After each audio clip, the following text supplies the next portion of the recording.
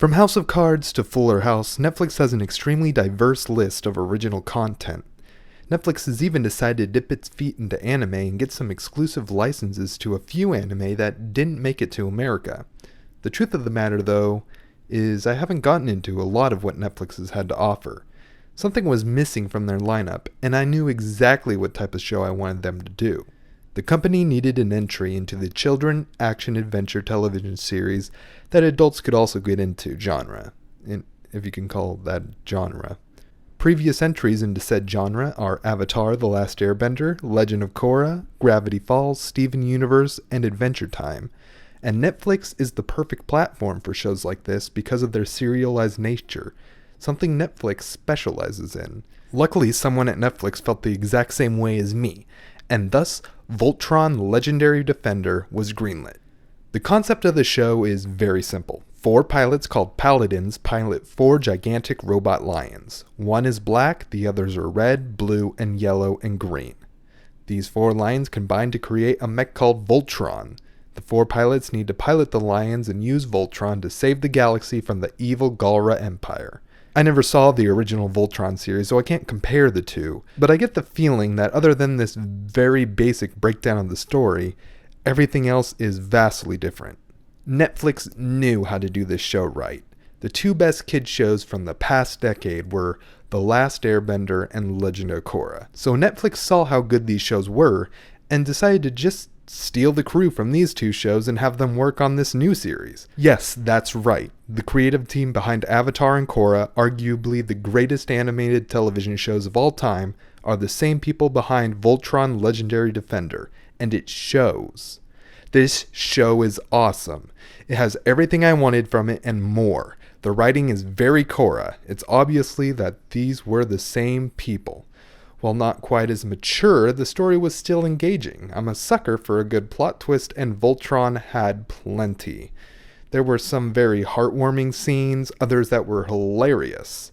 It's amazing how this show can keep me guessing. The writers Tim Hendrick and Lauren Montgomery are brilliant at being able to make a scene have weight, even if you know a main character will likely not die in a children's show like this. But the actual characters, however, were kind of hit and miss for me. Lance and Keith were my least favorite. They pilot the blue and red line respectfully. In my opinion, there just wasn't much depth to their characters. They may get more backstory in the future, but as of right now, they just seem really bland. And they're kind of the exact same character, with slight differences here and there. Hunk, the yellow lion pilot, is the comic relief, and I think he does a good job at it. He doesn't seem overblown or too annoying. My only problem is he wasn't really the funniest character. That honor goes to Karan. This guy got the biggest laughs out of me in the series, and I never got bored of him whenever he was on screen. And the next character that was my favorite was Princess Allura. She had the most tragic backstory. There's an episode where she needs to make a sacrifice, and it is the most heartbreaking point in the series. It was a great way to have a character death without actually having a character die. War comes with sacrifices, and it's not easy. While not part of the Paladin team, she is still a very capable character. She even kicks butt in a couple scenes. Shiro, the Black Lion pilot, has the next best backstory. He's the oldest of the group and the leader of the group of lions. I feel he was a little too old, but I guess someone needed to babysit these kids. But by far the best character of the series is Pidge. Sadly, everything that makes this character great is all spoilers. Every once in a while I watch a series to see where a certain character will go. For example, in Avatar I watched the series for Zuko, and I was engaged in the movie Frozen because of the character Elsa. Pidge is the character I watched this series for. I wanted to see where the character would go. That being said, I hope in the next season Pidge is fleshed out a little bit more. Later in the season, the focus seemed to switch to the other characters. Although I wouldn't say that this is a bad thing, it just means that they need to go more into the character next season. The animation was done by Studio Mir, and for those of you who don't know, that's the same story that animated Korra, and the animation is beautiful. It does look a tad like there was a low budget, but that's okay, because just like real anime, the show plays off this weakness by turning it into a style. Each frame is amazingly beautiful, even if once in a while the animation turns into a slideshow. Most of the sequences of the lions were done in CG, of course, but that's extremely hard to tell. CG in 2D animation has come an extremely long way.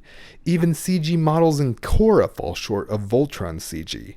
This was seamless and something that the average viewer will never notice was done with computers. The character design was pretty good. The design of Laura and Karan characters felt a little generic fantasy for me, but that feeling went away over time. The design of the Galra was nothing to get super excited about either, but there were some amazingly designed creatures in this universe. My favorite was the sloth-type character. Even if he didn't get much screen time, I think he was awesome. One of the things I think was a bit disappointing was the opening. After a few times, I was digging the opening theme, but much of the animation feels poorly edited, almost like a YouTube AMV or something. Don't get me wrong, a lot of this stuff looked cool, but the opening lacked the electricity to get me excited for each episode. Overall, I recommend this show. Give it a watch. If you're a fan of any of the shows I mentioned, you may love this series. But keep your hype in line. Don't go in expecting this to be the next Legend of Korra, because this is a different type of show. It's not supposed to be as dramatic or serious as Korra, and that's okay. If you give the show a shot and don't give in to hype, I think you may fall in love with the show like I did. I can't wait for the next season to come out. I give Voltron Legendary Defender an 8 out of 10. And now the moment has come for me to talk about the show with full spoilers. If you have not seen the show, please stop this video and go watch it. Are you still here? Great, and I can finally get this off my chest. Pidge is a girl. Pidge is a girl. Seriously, what a great plot twist. Upon my first viewing of the trailer, I thought she was a girl, but after hearing the voice, I quickly dismissed this notion. Then after the first episode, I was upset that all of the paladins were dudes, but of course they weren't. When it was first revealed, I was kind of expecting the character to be revealed as a transgender. This is after all the Korra team we're talking about.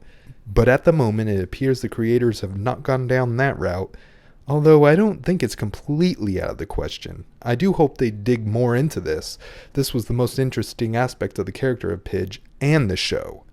The other big revelation at the end of the series is that the original pilot for the Black Lion is Zarkon. I'm very curious to see the story behind that. It's twists like this that kept me watching this series, and this is one that will keep me wondering until the next season comes out, which can't be soon enough. I guess I'll go into a little detail on Allura's scene with her father, but I really do think that this is a genius way to, have her father die in the series without actually having someone die. Sometimes people say censorship is a bad thing, but when people create creative things to get around censorship like this, sometimes it creates something better than what would have been before. It's not so heartbreaking that I cried or anything, but, it gave the series more emotion than it really needed. This is, after all, just a robot fighting show, and it seems like this that add a sort of depth that will make this series better than it really had to be. So have you guys seen Voltron Legendary Defender? If you have, give your review in the comment section below. And if you like this video, give it a thumbs up, or check out all my other videos. I just finished another thrift store anime on Rurouni Kenshin, Trust and Betrayal. Don't forget to subscribe, and I'll see you next time.